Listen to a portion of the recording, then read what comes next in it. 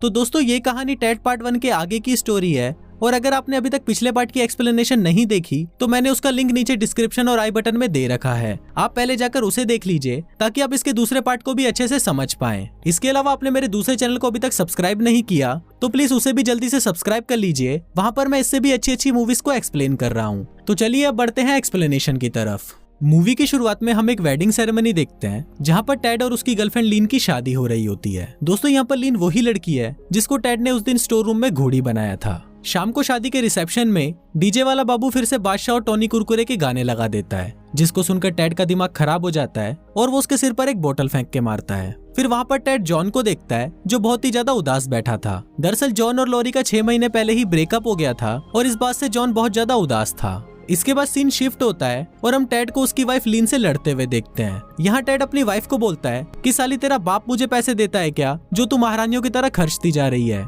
इस पर लीन उसे बोलती है कि साले तू भी तो गांजा फूकने में सारे पैसे उड़ा देता है। ये सुनकर टेड की सटक जाती है और वो गुस्से में वहाँ से चला जाता है। इसके बाद टेड एक क्लब में जाता है जहाँ वो अपने लंगोटिया यार जॉन से मिलता है। वहाँ जॉन लॉरी के जाने के गम में अभी तक देवदासी बना हुआ था और यहाँ टेड की लाइफ के भी एल लगे हुए थे, इसलिए वो दोनों ही अपने मन को हल्का करने के लिए दारू पीने लगते हैं। तभी वहाँ पर एक सुंदर सी कन्या आती है और वो जॉन को बोलती है कि मुझे तुम्हारे साथ आज रात पलंग तोड़ना है, क्या तुम मुझे आज रात घोड़ी बनाओगे? पर इस पर जॉन उसे साफ मना कर देता है। ये सुनकर टेड उसे बोलता है कि तुम एक नंबर के चूतिया आदमी हो, अगर तुम्हारी जगह मैं होता तो आज रात में इसकी गुफा को सुरंग बना देता। अब यहाँ से सीन शिफ्ट होता है और हम अगले दिन टेड को स्टोर में काम करता हुआ देखते हैं। यहाँ टेड अपनी एक फ्रेंड को अपने घर के कलेश के बारे में बताता है, जिस पर उसकी फ्रेंड उसे बोलती है कि अगर तुम दोनों का एक बच्चा हो गया तो तुम दोनों के बीच की लड़ाई खत्म हो जाएगी। फिर यह बात टेड लीन को बताता है, जिसको सुनकर लीन बहुत ज्यादा खुश हो जाती है। यहाँ ये दोनों इतने ज्यादा एक्साइटेड हो जाते हैं कि ये दोनों फिर से स्टोर रूम में जाकर पेलन कार्यक्रम करना शुरू कर देते हैं। लेकिन तभी स्टोर का मैनेजर फिर से टेड को घपाघप करते हुए देख लेता है। इसके बाद वो टेड को फिर से अपने कैबिन में बुलाता है और इस बार वो मैनेजर टेड से इतना खुश होता है कि वो अपना पूरा स्टोर ही टेड के नाम कर देता है। इसके बाद टेड जॉन के पास आता है और उसको बोलता है कि मैं बाप बनने वाला हूँ। इस पर जॉन उसे बोलता है कि बाप बनने के लिए जिस चीज की जरूरत होती है वो तो तुम्हारे पास है ही नहीं। इस पर टेड उसे बोलता है कि मैं एक ऐसे आदमी को ढूंढ रहा हूँ जो मुझे अपना मेयोनीज दे देगा, फिर हम उस मेयोनीज को लीन के अंदर डाल देंगे जिससे लीन प्रेग्नेंट हो जाएगी और मैं बाप बन जाऊंगा। अब अपने इस मिशन को पूरा करने के लिए जॉन और टेड अपने सबसे पक्के दोस्त फ्लैश गॉर्डन के पास जाते हैं और उससे उसकी मेयोनीज मांगते हैं। इस पर फ्लैश गॉर्डन उसे बोलता है कि मेरे पास अब मेयोनीज का स्टॉक खत्म हो चुका है, क्योंकि मैंने अपनी जवानी में बहुत ज्यादा अय्याशियां की थी और हाथ गाड़ी तो इतनी ज्यादा चलाई थी कि पूछो ही मत। अब वहाँ से खाली हाथ आने के बाद टेड के दिमाग में एक आइडिया आता है। वो दोनों रात को एक फेमस सेलिब्रिटी टॉम की मेयोनीज चुराने उसके घर जाते हैं। फिर जब जॉन उसके छोटे चेतन को पकड़ने के लिए टॉम का ब्लैंकेट उठाता है तभी अचानक टॉम की नींद खुल जाती है और वो उन दोनों को कुत्ते की तरह मारकर वहाँ से नीचे फेंक देता है। इसके बाद वो दोनों सोचते हैं कि जॉन चाहे तो अपना मेयोनीज भी टेड को दे सकता है, जिस पर जॉन भी इसके लिए मान जाता है। फिर अगले दिन वो दोनों क्लिनिक में जॉन का मेयोनीज सैंपल देने के लिए जाते हैं, पर तभी अचानक जॉन के पिछवाड़े में चुल मचती है और वो अपने मेयोनीज के साथ टेड के मजे लेना शुरू कर देता है। पर तभी जॉन का पैर फिसल जाता है और उस क्लिनिक की सारी मेयोनीज जॉन के ऊपर गिर जाती है। ये देखने के बाद टेड भी इस मौके का फायदा उठाता है और वो जॉन की फोटो क्लिक करके उसे फेसबुक पे डाल देता है। तभी वहाँ पर हम डॉनी को देखते हैं जो उस क्लिनिक में झाड़ू लगाने का काम करता था, और ये वही डॉनी है जिसने पिछले पार्ट में टेड को किडनैप किया था। इसके बाद हम टेड और लीन को हॉस्पिटल में देखते हैं जो लीन के अंदर जॉन का मेयोनीज डलवाने के लिए आए हुए थे। पर वहाँ पर भी टेड की किस्मत के एल लगे हुए थे, क्योंकि वहाँ पर डॉक्टर उनको बताता है कि ज्यादा नशा करने की वजह से लीन अब कभी भी मां नहीं बन सकती।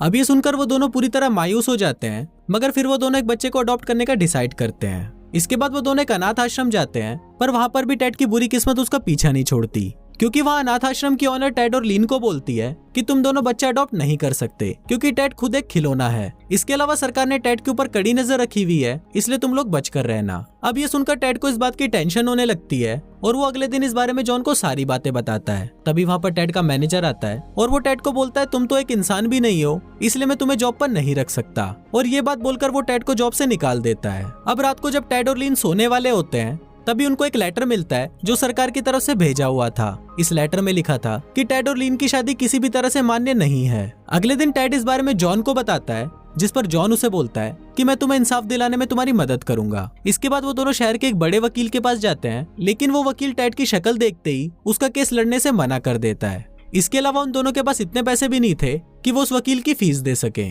तभी वो वकील उन दोनों को बोलता है कि अगर तुम चाहो तो मेरी भांजी समांथा के पास जा सकते हो, वो अभी अभी ही लॉयर बनी है और वो तुमसे ज्यादा पैसे भी नहीं लेगी।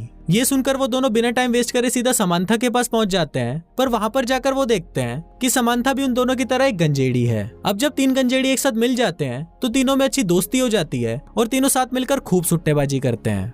दूसरी तरफ डॉनी अपने कंपनी के ओनर को टेड के बारे में बताता है कि टेड अपने हक के लिए ये केस लड़ने वाला है और अगर वो ये केस हार गया तो वो बस एक प्रॉपर्टी बनकर रह जाएगा, जिसके बाद हम उसे चुरा लेंगे और उस पर रिसर्च करके पता लगाएंगे कि ये बोलता कैसे है। फिर हम इसके जैसे बोलने वाले हजारों टेडी बना लेंगे और फिर हम मार्केट में इसे बहुत महंगे दामों पर बेच सकते हैं। दूसरी तरफ टेड अपने घर पर जॉन और समांथा को डिनर पर बुलाता है। वहाँ पर समांथा जॉन से पूछती है कि तुम इतने हैंडसम होते हुए भी सिंगल कैसे हो, तो ये सुनकर जॉन उसे अपने ब्रेकअप की दुख भरी दास्तां सुनाता है। अगले दिन ये तीनों कोर्ट में जाते हैं और वहाँ पर उनके खिलाफ केस लड़ने वाला एक बहुत बड़ा वकील होता है, जिस वजह से ये लोग केस हार जाते हैं और टेड को एक प्रॉपर्टी घोषित कर दिया जाता है। पर इतना सब कुछ हो जाने के बाद भी लीन टेड से बहुत प्यार करती थी। इसके बाद समांथा उनको पैट्रिक मेगन के बारे में बताती है, जो एक जाना माना अमेरिकन वकील होता है, और वो उसके साथ उसका अपॉइंटमेंट भी बुक कर देती है। अब उस वकील से मिलने जाते वक्त रास्ते में टेड गाड़ी गांजा फूंक कर चला रहा होता है, जिस वजह से वो गाड़ी को संभाल नहीं पाता और वो उस गाड़ी को सीधा भाई के फार्म हाउस के अंदर घुसा देता है,